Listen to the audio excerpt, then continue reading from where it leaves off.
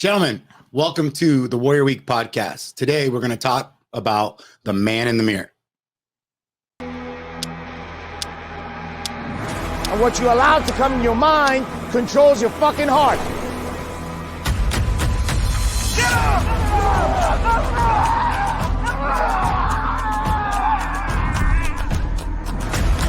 A man's word right now doesn't mean shit.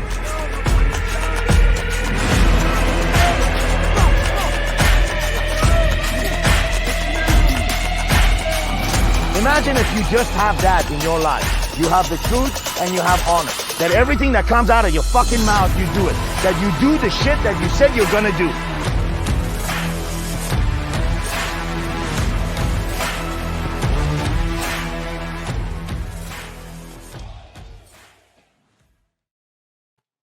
You're here with Coach Maximilian and our lead coach, Coach Sam Falsafi. He is going to lead us through a topic today that I'm very interested and extremely excited about, the man in the mirror. How you doing today, Coach? Hey, man. What's going on, Max?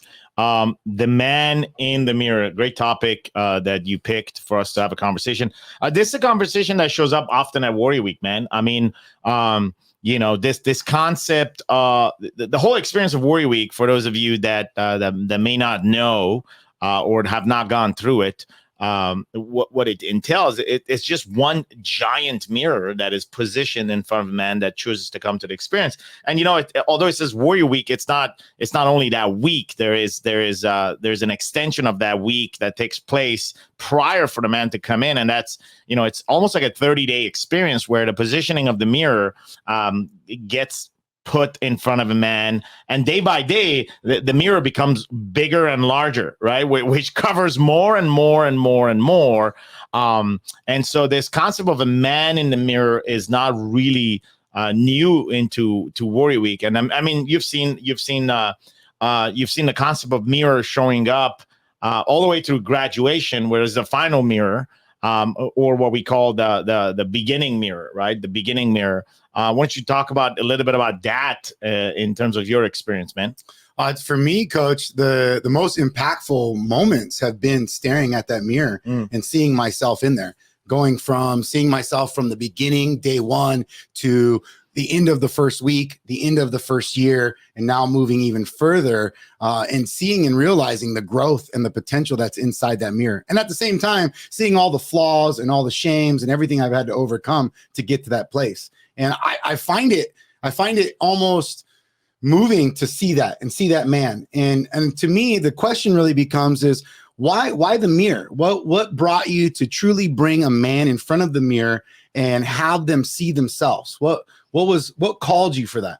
The concept of mirror was used, although it's not the actual mirror in the physicality of a mirror that is used in his experiences. And so what we refer to as the mirror is the war map, right? And for many of you that have graduated from Warrior Week and have been inside of the experience of Warrior, or any other experiences that we created at Wake Up Warrior, you've come across this concept of the war map.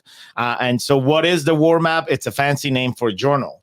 And what that journal is it begins a series of investigation questions, inquiries, what jumps ahead inside of a conversation, and the multiple collision that man has through his experience and journey at Warrior, leading to Warrior Week and getting even further, deeper and wider in that investigation, and allowing that war map, that blank war map, to now becomes a mirror of what the man sees, feels, and operates, and the lessons he's able to capture and put them together. So that was the initial idea of the mirror, which is a collection of a self-assessment inside of the experience. But ultimately, there is a problem with the mirror in the society today, especially the man that is looking himself today in the mirror. It no longer sees a reflection of a man, but sees a reflection of God. What I mean by that is that this concept of my truth and your truth, and just this distance that has been positioned because we didn't like the direction, right? So you didn't like the direction, so you started complaining about the distance, and that distance actually created a distance that is significant today, which is you've replaced yourself with God. And that's a society we're living. We no longer want to be accountable to God's standard or direction. So now we replace all those direction, all that standard for what man believes to be, or a culture believes to be, or a society believes to be, or a cult believes to be, or a group believes to be, or an association believes to be, or a club believes to be. And this is how we began the game of separation. Separation, not because there is anything about the truth that demands separation, but because we don't desire to be accountable to the truth. We asked for direction, and then we said, hey, man, it's too far. It's like, the point is, like, if you're going to ask for direction, stop complaining about the distance. 100%. And I see too the issue when they start asking for direction and then see themselves, they either do two things. Like you said, they put themselves in the position of God, or they're too afraid to even look at themselves in the mirror and reflect on in the journal to the person that they really are, or even in physicality of who they truly are. That's what really got me about the mirror. The mirror was something that now I can investigate myself on both sides. I can see myself, I can physically go inside my mind, and I can actually start to like figure out, what am I truly trying to become? Who am I inside and externally, internally? Yet it's very easy to hide. It's very easy to hide, and it's easy not to confront and not to go forward and ask these questions of, hey, who the fuck am I? Why am I here? What am I going to become? And then also too, like, how far have I moved away from the one? How do I get back to him? There's these questions that men don't want to ask themselves, and they definitely don't want to be in that fucking mirror. No, for sure. It's no longer a necessity for a man to know who he is, as long as he accepts who he's told he is. And that's primarily the issue that we're facing, where who the fuck wants to look at himself in the mirror nowadays? Like, bro, who has time? Like, come on, man. Between my job and my family and a little bit that is left, I just want to be entertained. Just like, let me be. Let me take care of my wife. Let me take care of my children. Let me do my job. Let me go to my vacation. I don't want to deal with this void. There is a void. I know there's a void. I don't know what happens after that. I don't know why I'm here. I don't know what is my purpose. I don't know, man. I don't know. Don't ask me. Because when you ask me, you rob away the time from my comfort zone, the little time that I have in my comfort zone. And that little time today, with all the stress and the chaos that exists in the world, has become more and more precious. So naturally, men are directed towards protecting that space. And then you got all the new school of thinking, which is, everything about meditation and putting oil on your nipple and reading about Krishna and chanting and basically getting massage on your big toes and buying a machine that now massages the small toe. And the self-pampering promotes that window of, hey, man, you only got a little time for you, so you better take care of yourself rather than ask yourself questions about yourself. Because the inquiry about the self will demand the denial of the self ultimately. And that is what is required. Can you get to a point where you deny yourself? Deny yourself doesn't mean you don't take a shower. Deny yourself doesn't mean that you don't take care of yourself. Deny doesn't mean that you're not responsible. Deny yourself is can the self now not become priority? But we live in a society where the self has been positioned as priority. There is nothing but the self. And we live in a free society that promotes nothing but the self. We don't ask question of who we are because we are not obligated. There is no pressure for us to do that. If we would have lived in a country that would demand for us to do that, then you would have wiser and wiser and wiser people waking up to the fact that what must they do? The freedom has been taken on the other side too far from what is required from us to do. So we like to take the providence that comes from the freedom, but not do the work that is required from it. You right away, I was like, fuck, man, how many times do you go through a process and yet you don't want to do the work? You find yourself like, I want a life hack, or I want fucking something that makes this easier. And it's not an easy process. Think of somebody that's going through psychological turmoil that needs to overcome it. Yeah. It's not something that's going to happen overnight. It's going to require work and investigation and liberation from whatever that label or whatever that fear is holding them back. And yet they don't want to move into that area. They don't want to go and see that mirror. Such a valid point, because you take a basic trauma such as you come to your house and there was somebody was there and they sold some shit and they left, right? And so I want you to visualize you're going in, you go to the bed, to the living room, and shit is on the floor. It looks like it was investigated. Then you go upstairs and the drawers are all open and the clothes are on. They looked for some shit. And you stand back, there's nobody in the house. There's a sense of violation that you have been violated, right? Thank God nothing happened. Maybe they stole something, maybe they didn't, but physically nobody got hurt. Your kids weren't at home so that anybody got hurt, or yourself. And so thank God that nothing happened. 2 days later, you come back home, or the next morning you come home. There is no way that you can get rid of the feeling of violation. It's just going to be present with that. That's a basic trauma. And it's not so basic, but it is such that actually is basic and permanent. That location now marks a violation location. And think about how many men have been violated in their lives, how many locations they have been violated, whether physically, psychologically, emotionally, financially. I think about an experience where you get fired from. I mean, I've gone through that shit. When you get fired from a job, it's an absolute violation of something. I don't know what it was when I got fired, man, but I felt violated. I didn't feel good. It had an impact on me for a while. And although people would talk to me and try to bring up my morale, it couldn't get rid of the feeling. So it's not an event. It's not a week. It's not a pill, or it's not a program, a book, or a movie, or even hanging out with someone that's going to get rid of that. It truly needs to be a counter experience, a counter experience of the violation that is initiated by the self, that is initiated by you, that is your idea, that is incepted by you, that is not somebody else's idea that you're executing. Like, oh yeah, that worked. That was a great idea. That didn't work because it's going to come back.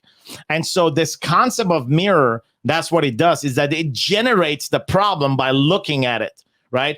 But to get a man to look at a mirror, to get a man to do that, it's a hell of a fucking task. We've been doing this for 8 years, and there is no push, there is no beat down there's no forcing a man in the mirror, but the setup of the condition and the process and what we do brings a man in front of a mirror. And then at that point, a man has a choice. Like, as you mentioned, one is to get away. And the conditions and the environment of our society and the world that we live in allows that really easily to get away from that. We were talking about this early on. This podcast, it's very easy to turn this podcast off. It's very easy to say, fuck off. Like, fuck these guys, man. Who the fuck these guys think they are? Fuck these motherfuckers. It's very easy to divert the topic, which is, can you hear what is required of you to hear? Or can you sit in this conversation? Can you sit in front of this mirror, this vocal mirror right now? Or what's the easy thing to do? Shut it off. But why? Why did you shut it off? What did it trigger inside of you? What did it activate inside of? Well, I didn't like it. But why? Why you did not like it? Well, these guys are loud. Okay. Why something loud it triggers you? Well, man, I don't like loud people. And I don't like profanities, so I don't like it. Okay, well, you come back. You already said you don't like it, and you already said that you don't like loud people and maybe some profanities. As far as you're labeling it, to me, profanity today is not about saying fuck or suck. That's not it. Profanity today is the sad acceptance of everything else is going on in the schools, on Instagram, on TikTok. Is accepting your 12-year-old to watch the shit on TikTok, and then you blaming the finger on somebody. Oh, I don't like that guy because he said the word fuck. We're like profanity. We're above and beyond that today, man. Save that argument for another century, maybe going back 1,600 years ago. That might have been valid. Today, the shit that is happening in our world, transcended profanity. So that's on profanity itself. Profanity is dismissing God's miracle. That's what profanity is. Profanity is using the word coincidence all the time. Profanity is using the word lucky all the time. Profanity is an insult to God when you do not recognize its miracle, but you continuously say that was a coincidence, that was lucky, that was chance. These are the true profanity, not the word fuck. This is misunderstood by many. And it's a culture that's been cultivated that says, well, the minute somebody says fuck, we dismiss that because they don't know. They're using profanity. Therefore, they're in wrong. No, they're not in wrong. You know who is wrong? The false teaching of the doctrines. They're in the wrong. And they don't use fuck, but they might as well use fuck because they use the prosperity word. They think that everything is about the good news, that the good news overrides everything. And we don't need to hear about the bad news, that we don't need to know God's wrath so that we focus on grace without knowing what grace means because we never investigated what God's wrath was. The false teachers that gather 30,000 people in a church and promise the kingdom of God, that's profanity. Not somebody saying, fuck, wake the fuck up. That's not profanity. Wake the fuck up is probably something that you need to hear, motherfucker, right now, instead of labeling. So, again, we come back to the why, right? So why you don't like it? Well, I don't like it because it's loud. Okay, well, why do you don't like it? Because it's loud? Well, it reminds me of my dad. What do you mean? Well, my dad used to yell at me all the time, and man, I cannot take that. So why did your dad used to yell at you? Man, I don't know, because he was drunk. Why was your dad drunk? Well, he was drunk because he was never home, and he was always at the bar and getting drunk. And what caused him to be at the bar and never drunk? Well, he got fired. Oh, he got fired. What did he got fired? He got fired from his job. And so prior to get fired, he was not drunk? No. But was he yelling prior to that? No. So the firing of your dad triggered something inside of your experience as how you got to know him and as how you got associated with your initial violation. That's the first time where the thief walked into the house. It's not gone, bro. It's 40 years. You think it's gone. It's not gone. And it's not some like daddy therapy that's going to fix that. It's not daddy issues that you bring into a therapist that's going to fix that. It is going to absolutely require an investigation from you to face the truth. And it's not that complicated. It doesn't take multiple sessions. In one session, standing in the truth, you will know what is true and what is false. The problem is we refuse to stay in it. We refuse to stay in the truth because it's uncomfortable.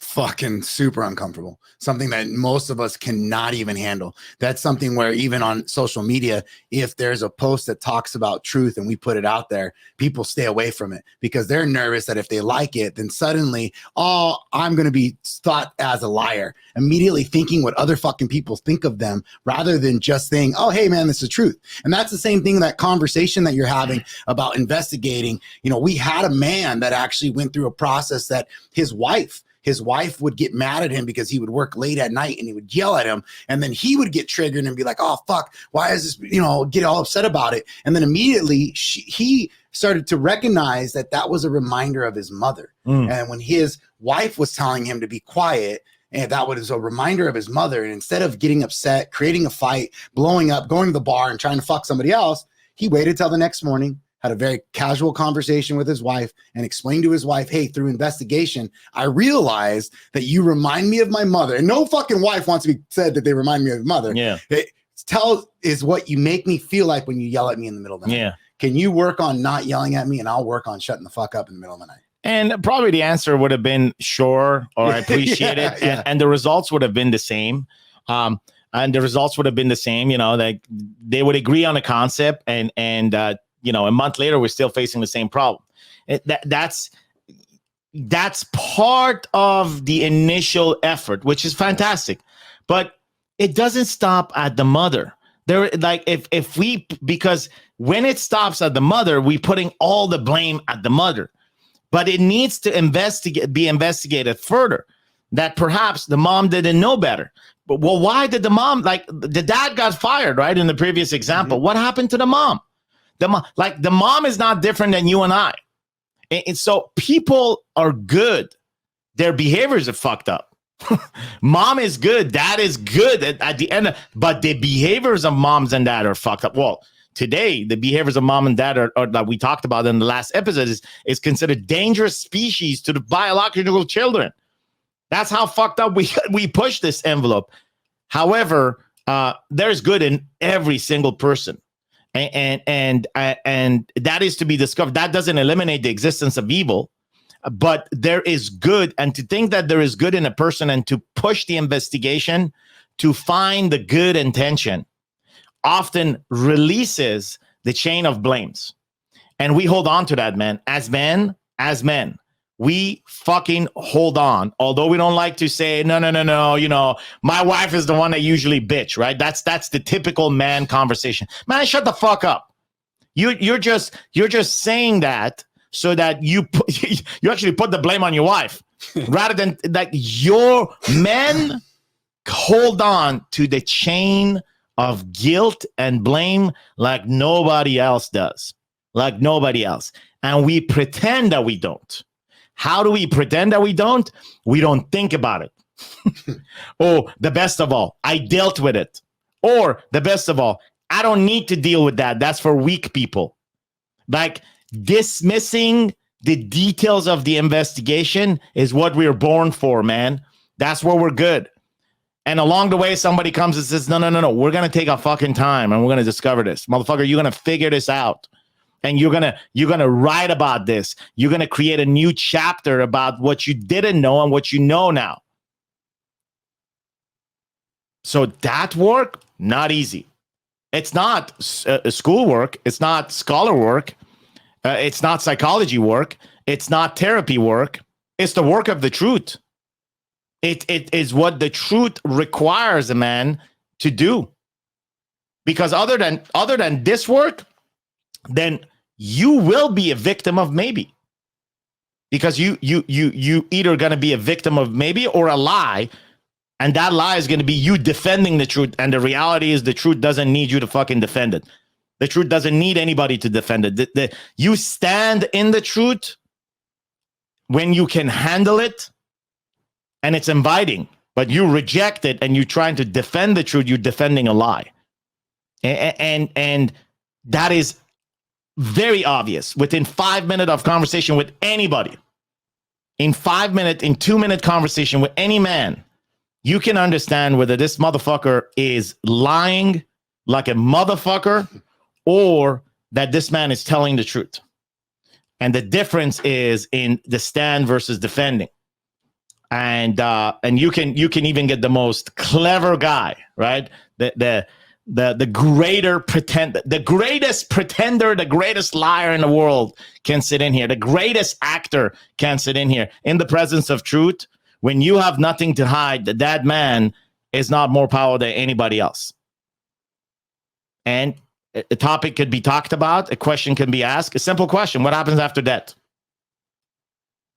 And in that place, you can know a person that is lost. You can know a person that is making some shit up, a person that doesn't know what to answer, a person that doesn't want to answer it, a person that has an answer but doesn't want to say it, a person that really doesn't know, or a person that stands in the truth and clearly tells you this is what happens. And it's not the amount of certainty, how tall they stand and how it's none of that defines what they're saying but the truth, because everybody hits a fucking wall when it comes to what happens after death. And there is one truth about what happens after that. And if you know it, you know it. And if you don't know it, you're just searching. And that's okay. That's okay. All you got to do is says, I don't know, man, I'm searching. I'm working for it. Yeah. You know, I wanted to ask you too, and you kind of answered it, was specifically about personal investigation. What kind of shifts a man to finally, you know, accept he's going to continuously investigate? What shifts a man to acquire this thirst for this knowledge of himself? Because everybody says they want it and everybody kind of moves in that direction. And then when they realize, oh, fuck, I got to be truthful. I got to stand in integrity. I got to stand in the truth. I got to do these work. I got to do this reps. Oh, fuck. You know what? I don't want to do that. Yeah. So what does that is really an encounter with God. That's what it does. Like, you get to know yourself as you get to know God. You'll never know yourself if you don't know God. If we're made in his image, then our job is to get to know him so we can get to know ourselves, period. Like the rest of it becomes the work that we have done in the past 2,000 years, which is the work on self-pampering, self-actualization, self-realizations, selfishness, self, except self-deny. The minute you deny the importance of the self and you seek the importance of God, then it will be revealed to you that who you are in that process.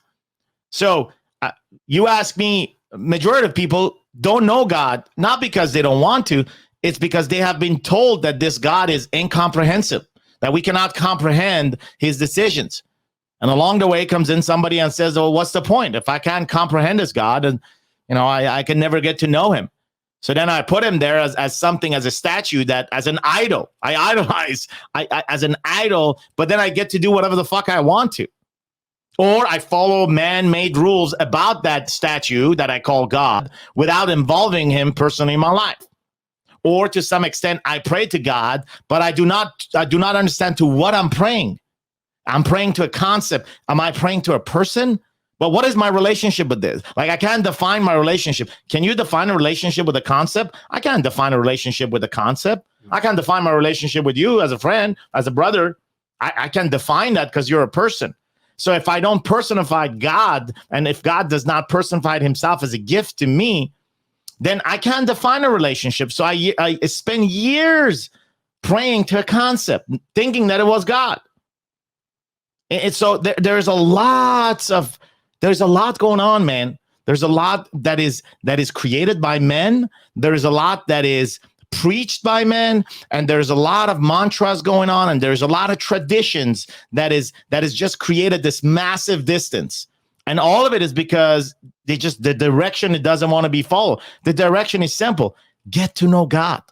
Get to know God. Get to know him. Get to know his character. Get to know his attributes. Understand what are unique to him. What separates you from, like, the very basic foundation of prayer, which many don't get, man. I hear all the time, man, I'll pray. Man, you pray for what? How you pray?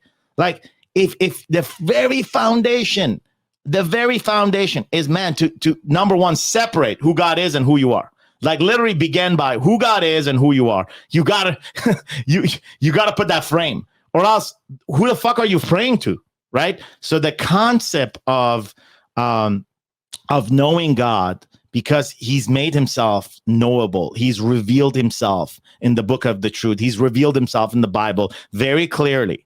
And for you and I to go there as men and eliminate any other voices, any other person between us and his word, and get in there and grab on to his word. Don't worry about, like, if you're a scholar, don't worry about, like, grab on to the word and just search for him. You will be searched for. And that's the process of getting to know. That's what I did. When I started knowing God, it became very clear who Sam is and who Sam can become and what is the purpose of Sam. Prior to that, Sam had no fucking purpose.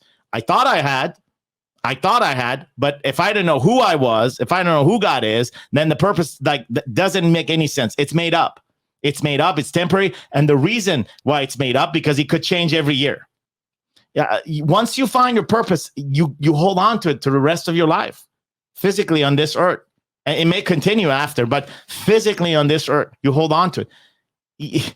It doesn't become cheapened next year for you to purchase another purpose. And people that do that are just lost, but they don't, like, people, when I say men that do that, are lost, but they don't want to admit they're lost because their ego says, no, you got this. Fuck these guys that are talking about the truth. You don't even need to listen to this podcast, man. Shut this off and actually go write a bad comment, or it's fucking, recommend this to no one. I mean, you said it right there. It's putting the frame on it, separate you from God. And then even when you even said, this concept of God, we were creating in God's image. Immediately as man, we go to this concept of, well, then God must be like us. Because if God made us, then we must be like him. No, motherfucker, we're not like him at all. And that needs to be separated. And then the further you understand that, the more you can investigate, the further you can go down that road. And I can see it. I can see it through this mirror. I can see it through personal investigation. And that's truly what calls me to this work. Yeah. I look back, although there's no regret, I look back, there's been 40 something years of my life believing in a God as a concept, fearing a God as a concept. 40 years not having a personal relationship with God, but rather having a relationship with a concept and something that constantly brought fear. But despite that, he knew that I could he knew that I was in error, but I could go for him for hope.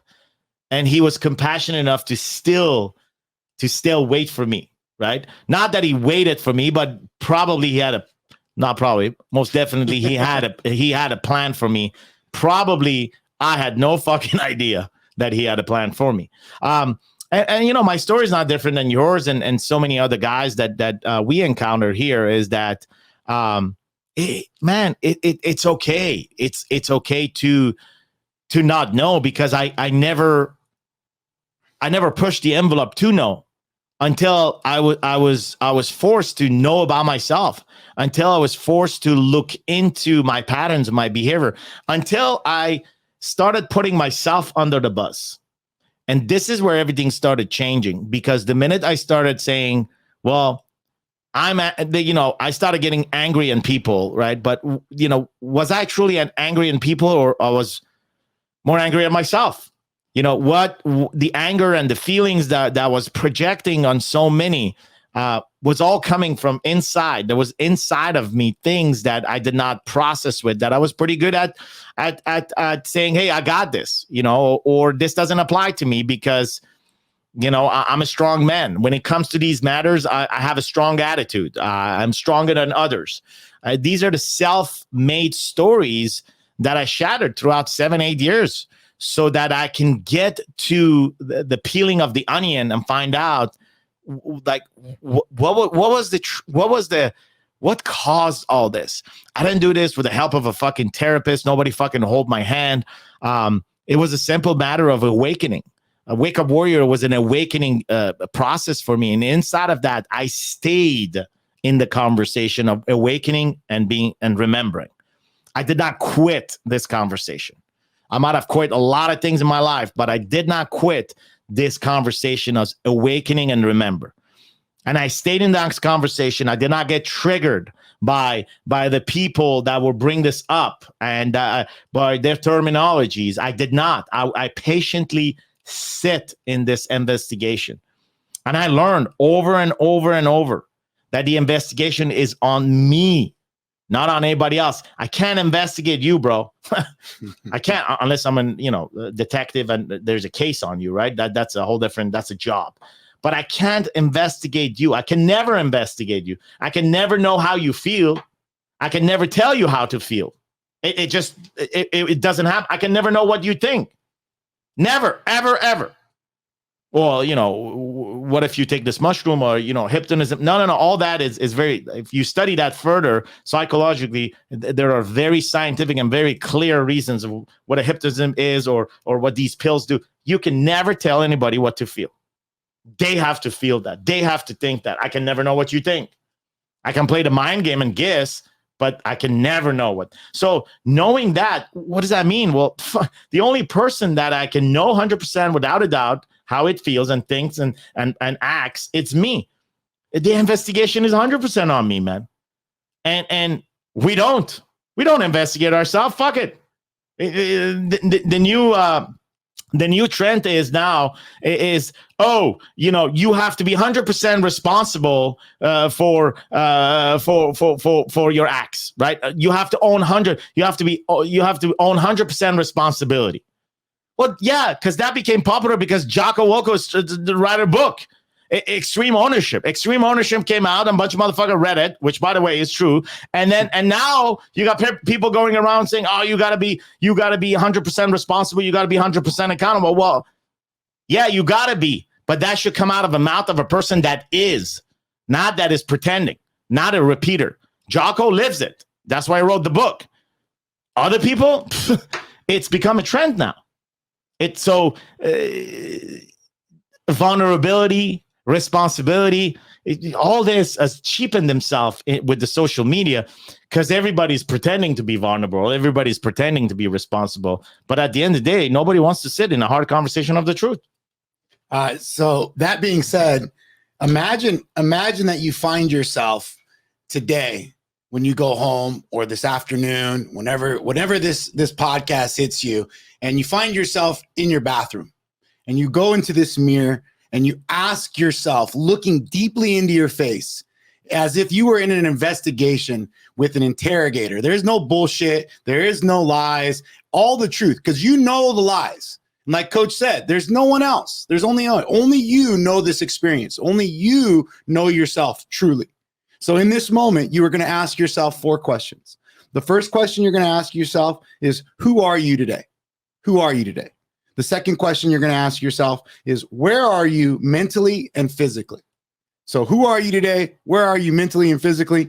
Third question is, where do you want to go? Where do you want to go? And the fourth one is, what is getting in your way? What is getting in your way? That is the investigation and the action item of today's podcast. Thank you, Coach. Yes. Just one final words. Whatever fucking answer you come up with, I would scratch it and start trusting the second or third series of your exercise answer. Beautiful. Beautiful. Don't go by your first one. Remember, follow us on or come to warriorweek.com if you have anything, if this podcast hit you, if this guy resonated with you. If it didn't, fuck it. Don't worry. And if you know somebody that needs to hear this, know somebody that needs to find themselves inside of this investigation, go ahead, head on over to warriorweek.com, and we'll see you next time. Quit on your wife, quit on your kids, quit on your desires. It's okay to be okay. Manually putting the fucking blindfold on yourself. Tonight, you're gonna find out what power is.